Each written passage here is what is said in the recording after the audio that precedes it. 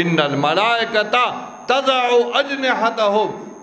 وورا ګورې ته چې د کم ځای روان شوې ستا د قدمونو لاندې چې کوم دی فرشتو خپلې وزرې ایښي دي ستا ډېر لوی مقام دی چې ته د مسلې د تپوس دپاره رالې د علم د زده کړې دپاره رالې نو زما عزتمندو نبی علیہ السلام فرمایي او علم ينتفع به یا هغه علم دی چې هغې باندې د الله مخلوق ته فایده رسي بعضې خلک علم وکړي د څه لپاره خفه کېږو به نه بعضې خلک علم کوي صرف د مناظرو لپاره بعضې خلک علم د مناظرو لپاره کوي چې په دې به زه نور مولیانو سره چې کوم دی مناظرې کوم نو مناظره په اسلام کې ګوره یاد ساته دا شته دی د باطل جواب دا شته دی او د مناظرې ترتیب څه پکار دی دا حدیث غالبا ما تاسو ته ویلو د مشکات شریف په دې حاشیه باندې یو خبره لیکلې ده امام اوزاعي رحمت الله علیه دا یو عالم دی د امام ابو حنیفه رحمت الله علیه سره ملو شو خبرې ته سوچ کوي ملو شو د کوفی په یو شاړ غوندې یو باغې کې دواړو ملاقات شو امام اوزاعي سے ورته وی وی ته رفع الیدین ولې نه کې دا رکوع نه چوچه چې دا رفع الیدین او بیا چې کوم دی نیتو تړي او رکوع ته لاړ شي واپس اوچتېږي نو رفع الیدین بیا دا رفع الیدین دی ته رفع الیدین ولې نه کې امام اوزاعي سے ورته وی امام ابو حنیفه رحمت الله علیه ورته وی ما ته په دې کې کلک حدیث نه دی معلوم دې کې کلک حدیث مستند حدیث نشته نو امام اوزاعي رحمت الله علیه هغه د رفع الیدین قائل دی د لاسونو اوچتول او ته حدثنا فلان قال حدثنا فلان قال حدثنا فلان عن عبد الله بن عمر رضي الله تعالى عنه قال كان رسول الله صلى الله عليه وسلم يرفع يديه عبد الله بن عمر سے وہی نبی علیہ السلام رفع الیدین کولو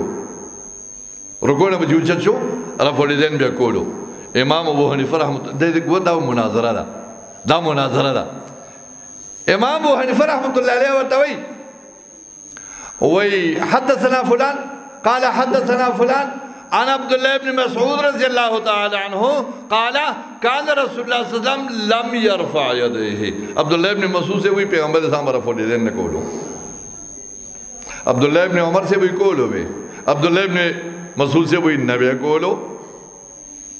کولو د دواړو صحابه دي دواړه نجوم الهدایت دي عبد الله بن عمر سے وی نبی علیہ السلام بکولو عبد الله بن مسعود سے وی نبی کولو امام اوزاعي سے ورته وی زما حدیث تا د حدیث نه مضبوط دی دا د محدثینو یو اصطلاح ده میډیا باندې خبره چلیږي کوم علماء زما دا خبره اوري او غلطی وینو برای کرم په موبایل باندې یا چې کوم دی اسلام یو کې دا اوس مناظره ده او ورته وی چې زما حدیث تا د حدیث نه مضبوط دی ولی دا د محدثینو اصطلاح ده چې کوم حدیث کې واسطې کمی وي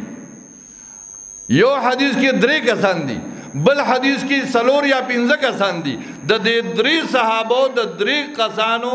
دا حدیث په مضبوطی په نسبت د هغه چې کسان پکې غني یو حدیث د 3 کسان روایت دی بل حدیث د 4 کسان رسیدلې دي نه دا 3 والا حدیث په مضبوطی وي زما حدیث تا د حدیث نه مضبوط دی هغه خپل دلیل پیش کو امام ابو حنیفه رحمت الله علیه ورته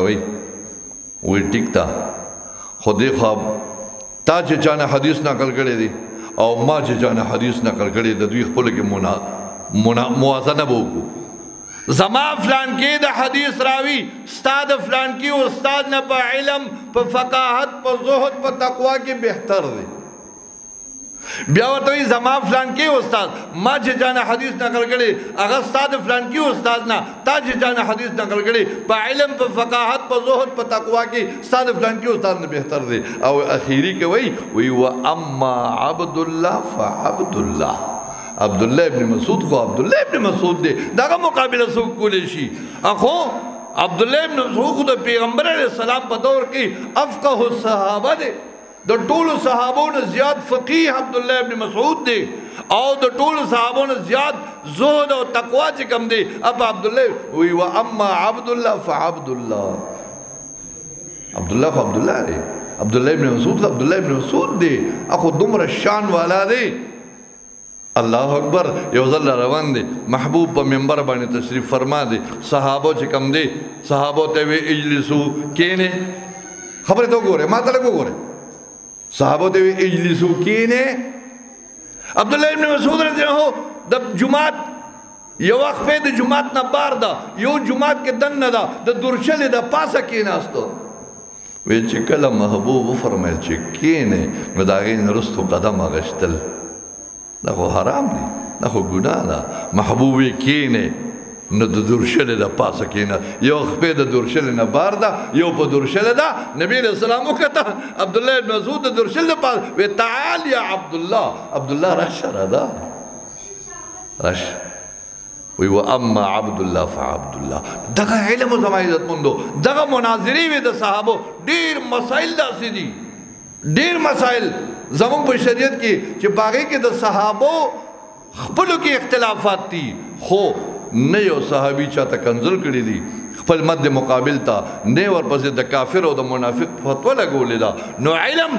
کوم علم چې د الله د رضا لپاره او د اشاعت لپاره د خروج لپاره د الله د دین خلقو ده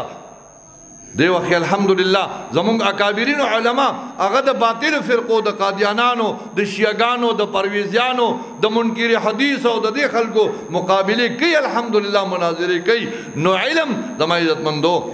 نبی علیہ السلام فرمای او علم ينتفع به یا هغه علم دی چې هغه نه خلکو ته فایده رسی او